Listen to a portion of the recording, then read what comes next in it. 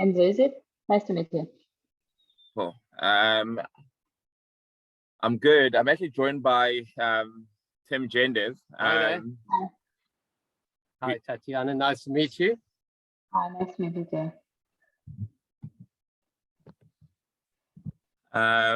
Yeah, thanks for setting up the call.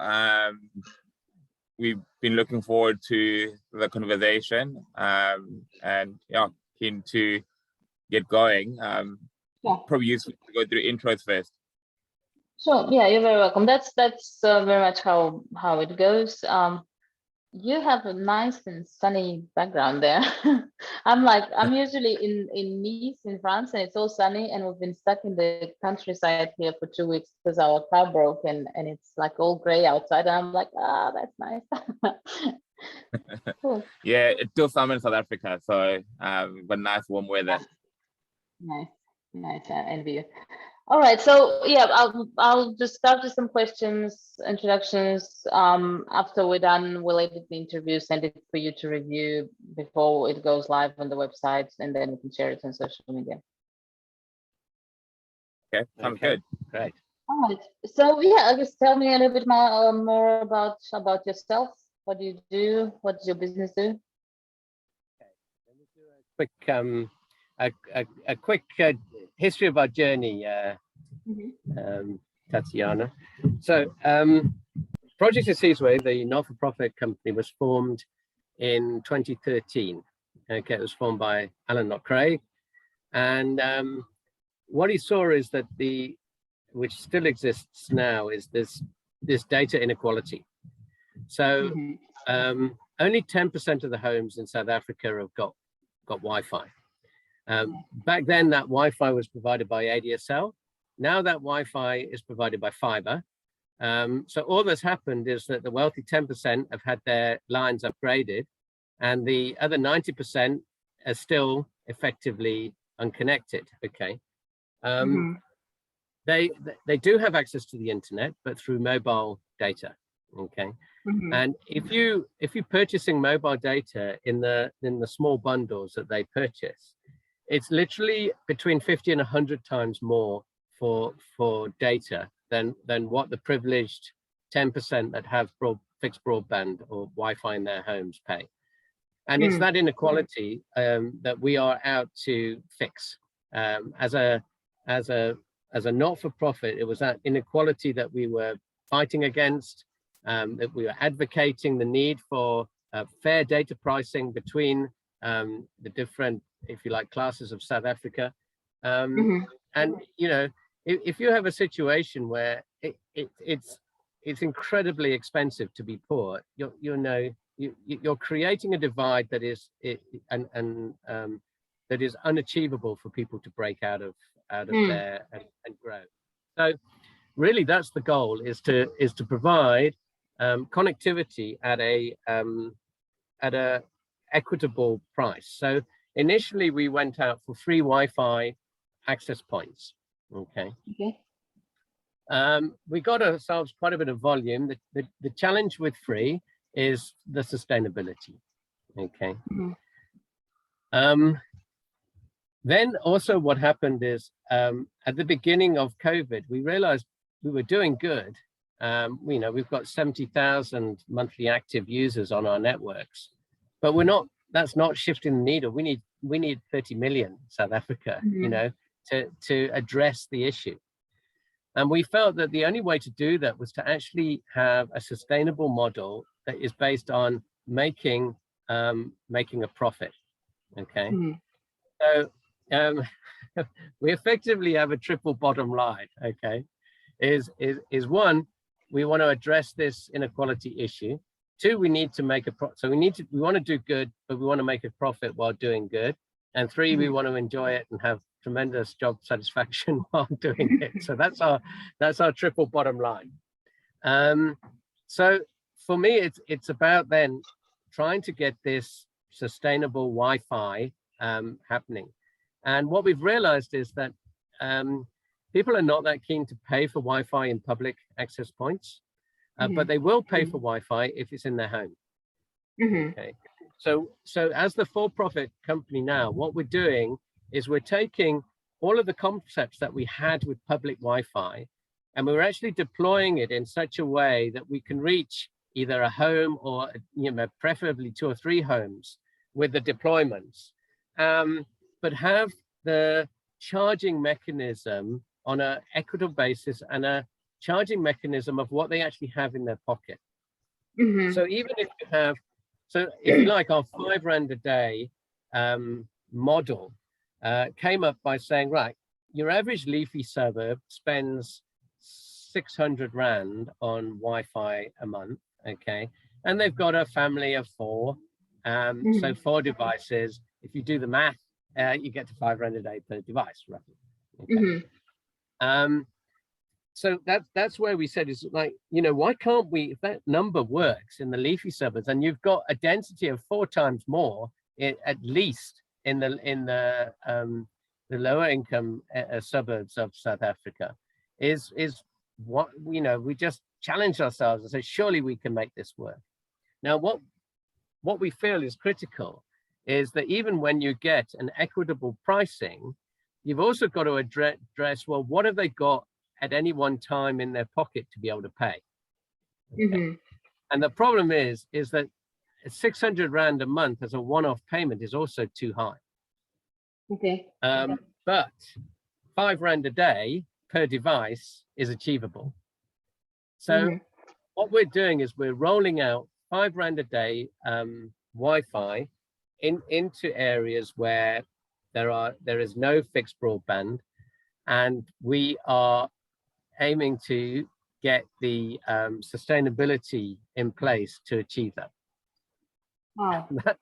That in a nutshell? In a nutshell, yeah. That in a nutshell is what we're up to. No, it sounds really interesting, and it also, I think we take it a bit for granted now that, you know, Western Europe, you're walking around everywhere. It's like, I think like probably the closest people can get to even remember what it is not to have access to the internet is like when they run out of battery or something, and there's like that panic.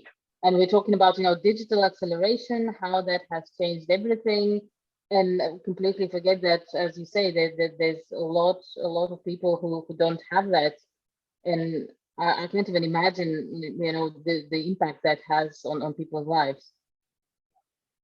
Yeah, absolutely. So once, if you like, we've got that base level of infrastructure in place, then all the value adds that can be brought online can come on top of us then, you know, and really what we're after then is, you know, collating the stories that actually how people have managed to change their lives as a result of uncapped internet. So, you know, we say we're writing a book because I think when you've got a mission and a purpose in mind, it's always good to say, right, we're going to write a book about this. And the title of our book, the title of our book is called Africa Uncapped.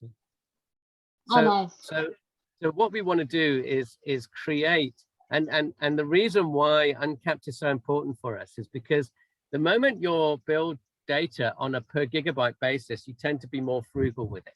Okay. Whereas when you build on a time basis, you then tend to maximize the amount of use that you want to get out of that data. So whether it's, you know, watching a film on Netflix, or whether it's educating yourself with YouTube or with online education, or whether it's, you know, making sure you apply for a job. I mean, so often people will be applying for a job and they'll run out of data. And then that's all lost. And then they've got to repurchase a load of data to apply for the job. Now, if you have it on uncapped, it allows people to do whatever they want to do and really maximize the benefits of being connected. And there's two aspects to the connection as well. You know, as we mentioned in South Africa, the 90% of homes are missing out on the internet, on being connected to the world. And the world's missing out on being connected to Africa. Yes, that's a huge thing as well. I think generally the internet as we see it is missing on a lot because of that. We're kind of presuming there's, you know, we're all there, and it's actually we're not, and that's a miss for everyone.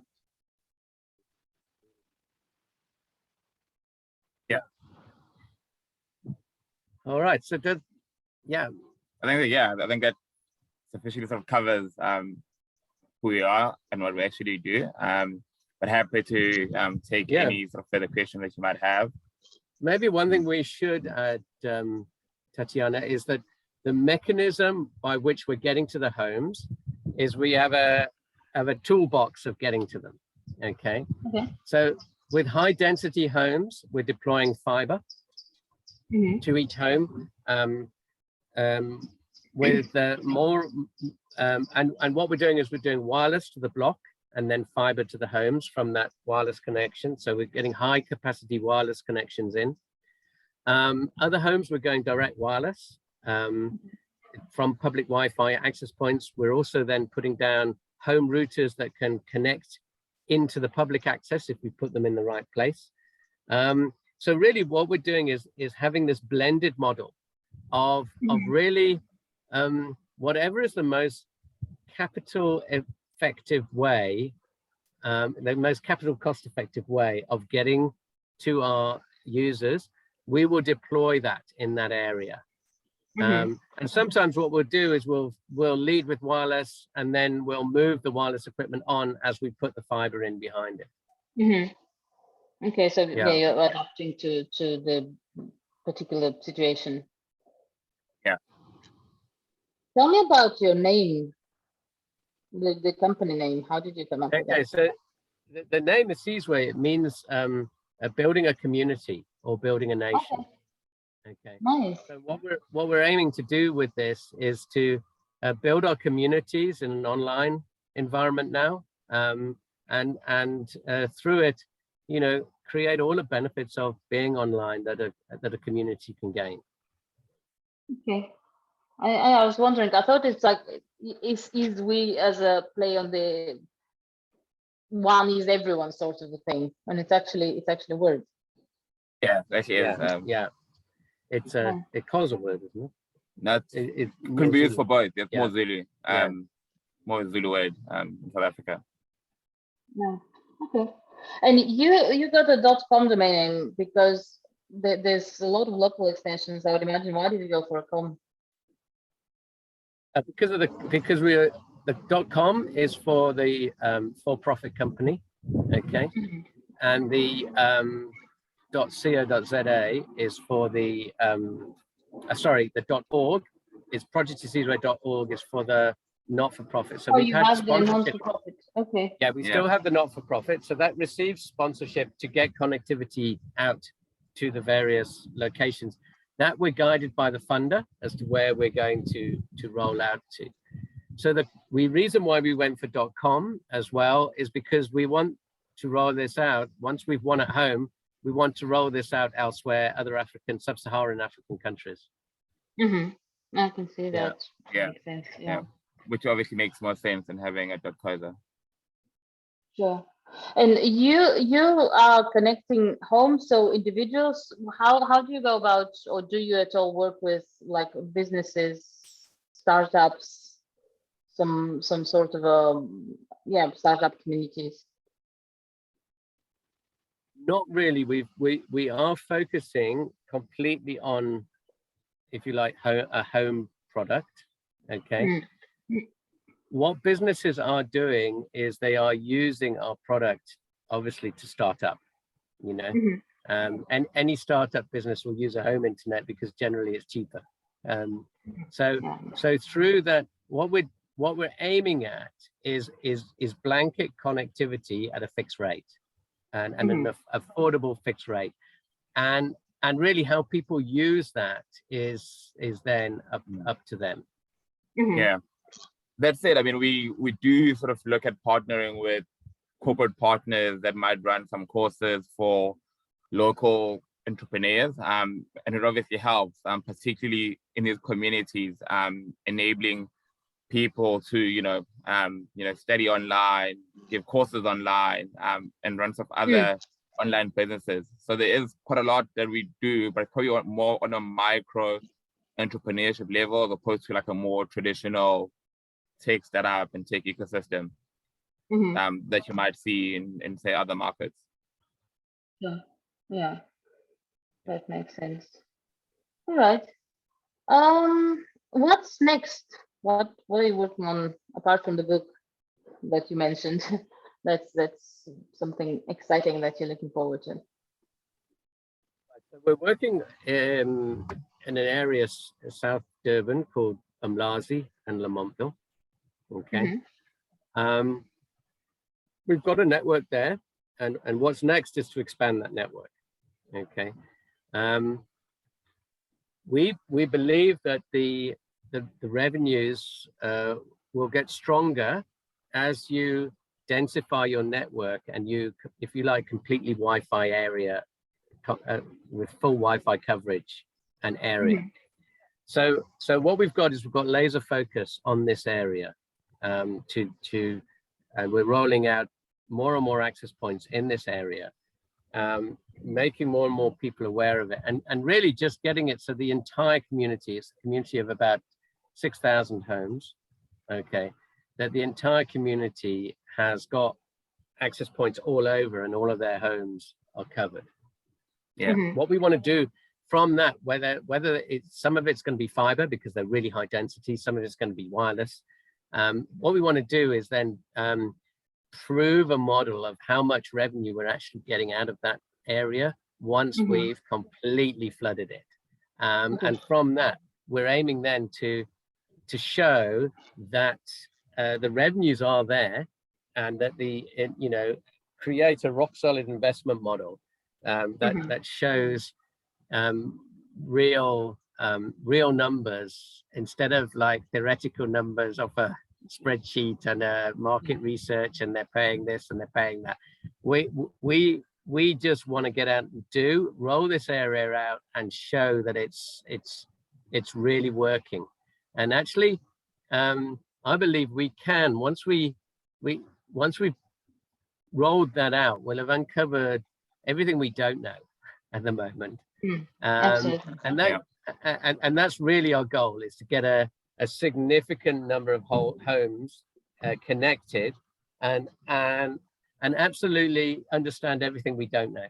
Yeah, I think maybe sort of from a long-term perspective, if you think about it, South Africa probably has just under 2 million homes that have access to sort of fixed broadband, whereas in total there's still 14 million homes that are actually unconnected within the country. So ultimately, our business is to create a sustainable business model, which we can then use to obtain DFI funding globally, so from the likes of CDC, IFC, DFC, and so on, which can then help us to ultimately, have fixed broadband delivered to every home within South Africa, which is obviously our primary area of focus. But I mean, if you actually look at the rest of the continent, they actually do sort of face the same issues. So ultimately, we would also want to expand to other markets, but at this stage, South Africa certainly is sort of the focus point. Yeah. Well, I can see it, and that makes sense. You're starting with, you mentioned the 6,000 homes, so that's exactly, I guess, the smart thing to do. To, as you said, a lot of things you don't even know can be an issue, or can be, some you can uncover equally positive and negative sides, and you can fix it much easier on that level when you're focusing on that area. That absolutely makes sense. How do you reach your customers? Go ahead. Yeah, just one last thing. If you look at the early 90s with mobile, 98% of their revenue was monthly contract, okay, globally. If you look now, probably only, it's the other way around, only 2% is contract. The rest, India, Africa, is all pay as you go, okay? Now, we believe the same thing's going to happen with fixed broadband. Right now, it's all the suppliers want to think about is monthly contract, okay? What we want to prove is that actually the model is to go pay as you go, allow people to buy the internet as and when they need it at an equitable price, and that we can prove the investment model, although it's not got, like, if you like, the safety of monthly fee, Mhm. On the other side, we don't need any accounts receivable because it's cash up front on small amounts. So we've saved on all of that hassle of should I cut them off, shouldn't I? Should I cut them off? You know, your It's a lot more all that. flexible. Yeah. You know, if they've not fed the meter, they don't get on. So all of that is cleared out of our business.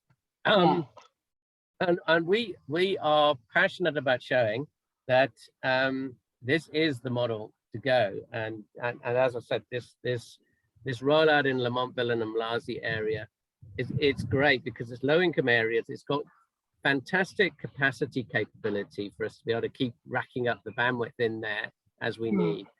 And you know, we're just I think it's exponential as well. I mean, the better people do, the more they'll spend time on the internet.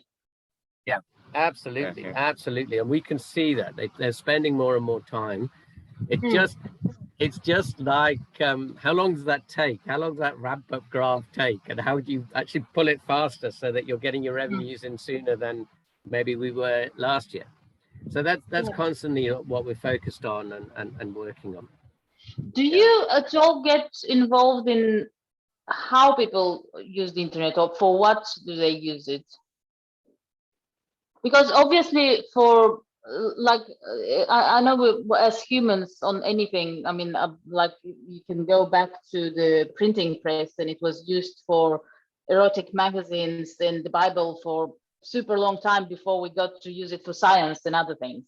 So we're very, you know what I mean? It's like we have, I'm sure like people would look at kittens online and I know Facebook and whatever, and then at some point also use it for education and work and we obviously at any level anywhere, and I would imagine in your case as well, would prefer for people like I have 4 kids, and you know the why they use the internet and why I want them to use it and how we manage that is something that we're like constantly battling with. Do you have any involvement in that? It's such an interesting question because we actually do get asked this fairly often. So whilst historically we have, you know, potentially considered having partners, and it is something that we have explored. What we find is, one, the internet isn't necessarily new to people. So whilst they do have access currently to the internet, it's just limited because they have to use their mobile data. So largely, people would have some level of base use, so i.e., you know, WhatsApp, YouTube, Facebook, and sort of all the other social media platforms.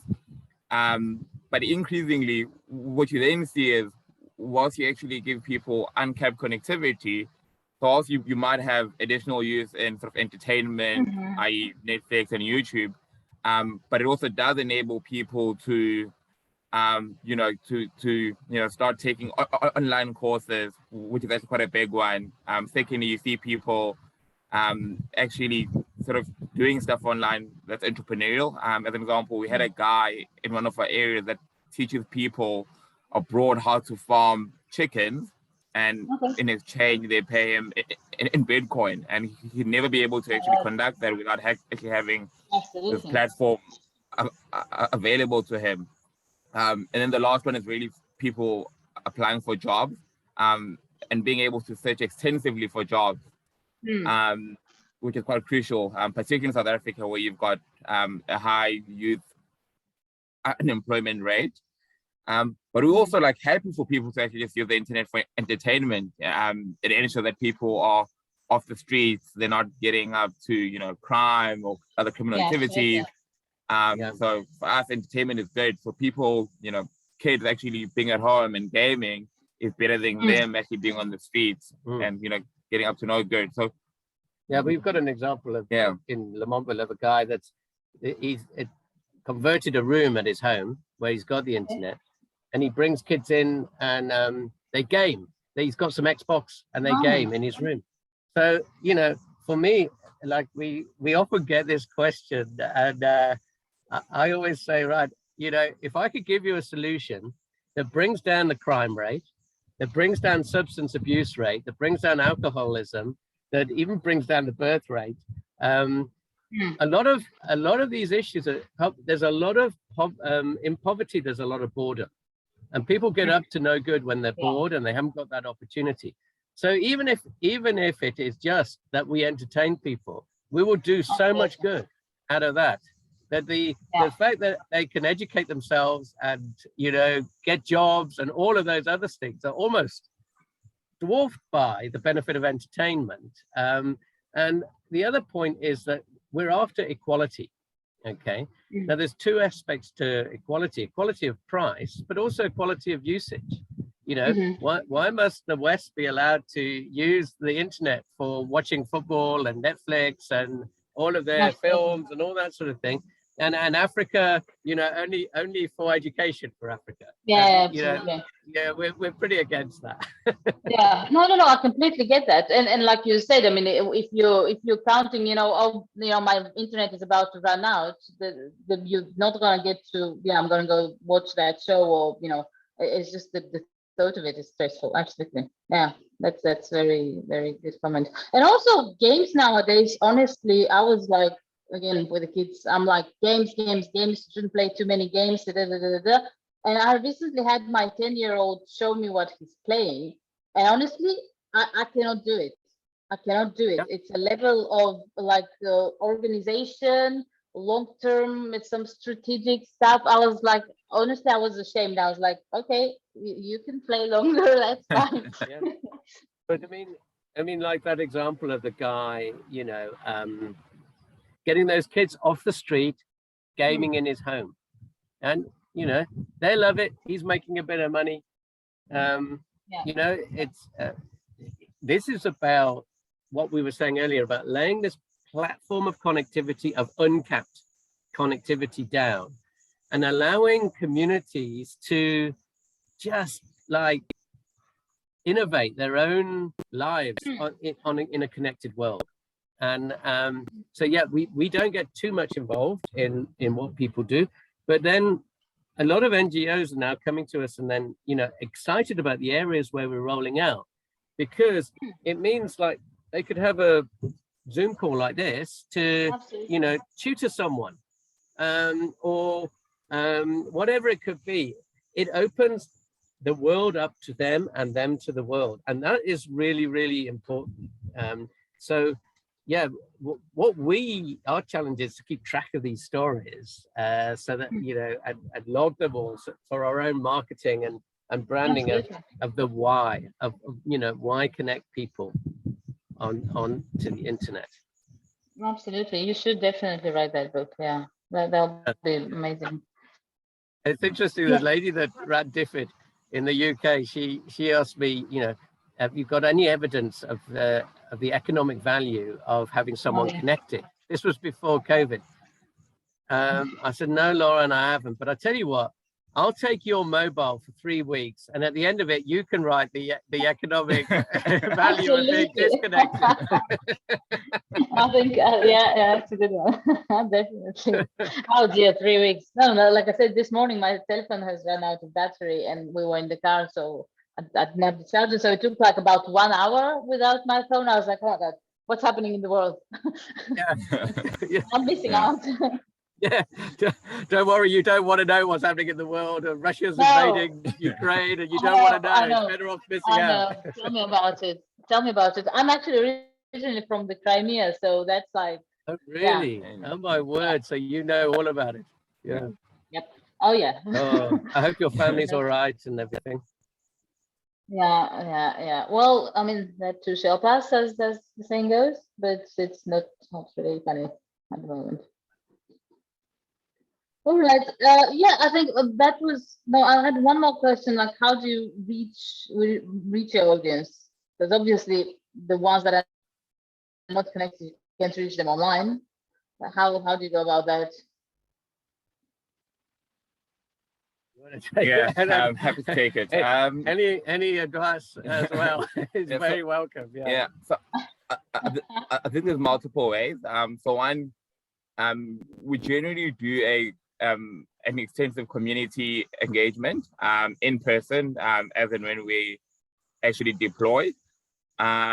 We generally try and pick you know, a group of young guys within the community with the right energy, you know, and you know, excited about having this Wi-Fi available within the community. And they'll generally assist us with sort of on the ground marketing. So it involves sometimes going to sort of local schools. Schools are actually a big one. You know, we generally like to partner with schools by essentially having Wi-Fi originating from the school and then sort of going on to sort of the rest of the community. We also create, you know, we'll paint walls with sort of our branding, have posters around in the community.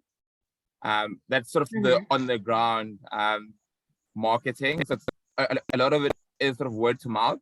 You know, as and when people, you know, got in the community, they suddenly see there's Wi-Fi within the area.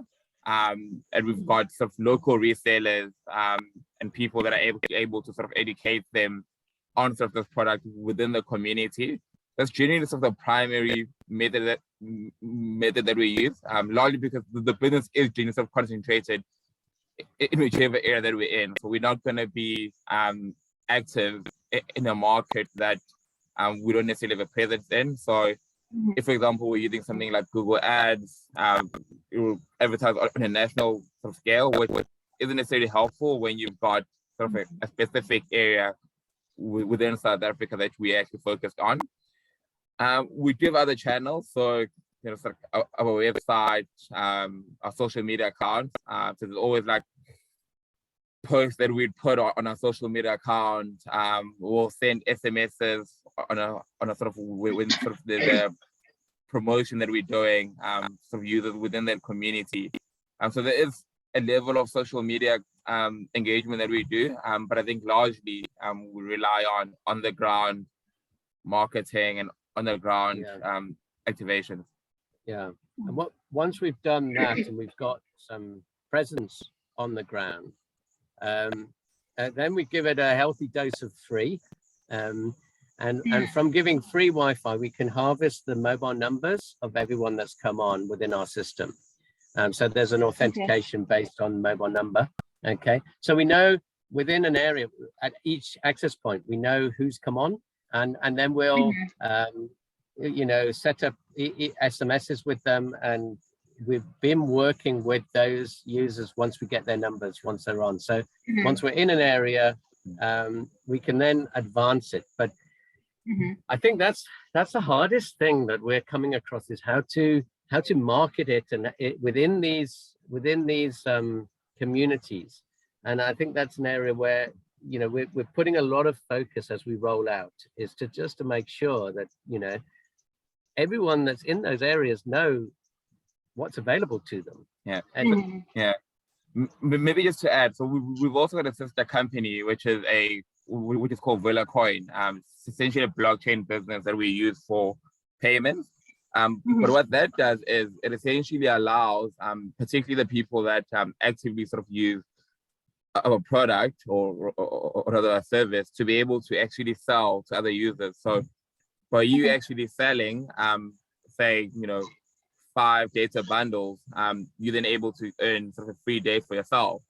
So that's actually quite helpful for us, because the people that are active on our network then start telling their friends about it, and it helps get more people onto our network, which is actually quite a nice way for us to actually grow our user base, but it also enables sort of local users to be quite entrepreneurial and just earn money or even like free Wi-Fi by actually selling it to other people. Oh, that's great. Yeah, I think so. Okay. Yeah, I think I'm done with my questions. I'm not going to hold you much longer. It's been an absolute pleasure. I'm looking forward to your book and all your stories. Me too.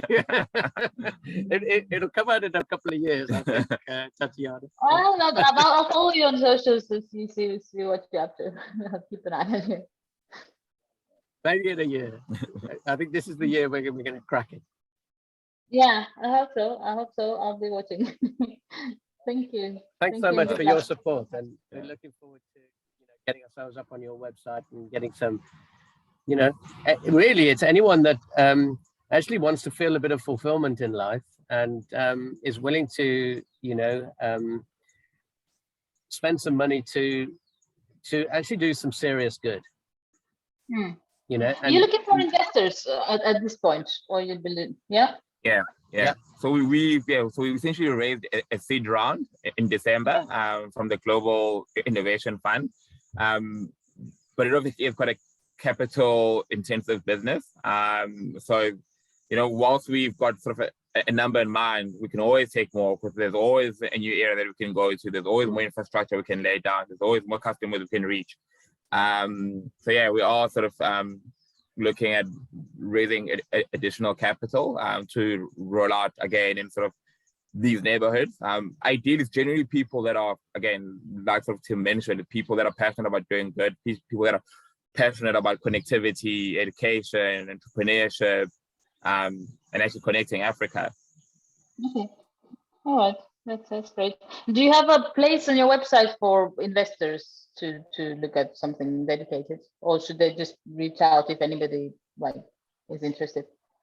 I mean, if they can reach out, we need to get that in place. Yeah. Should be fairly quick for us to add up. That's a good point. Yeah, it's a good point. Definitely look at adding that. All right. Thank you, guys. Have a good day. I'll send the interview and keep in touch. Thanks, Shannon. Good to meet you. All right. Yes. Bye.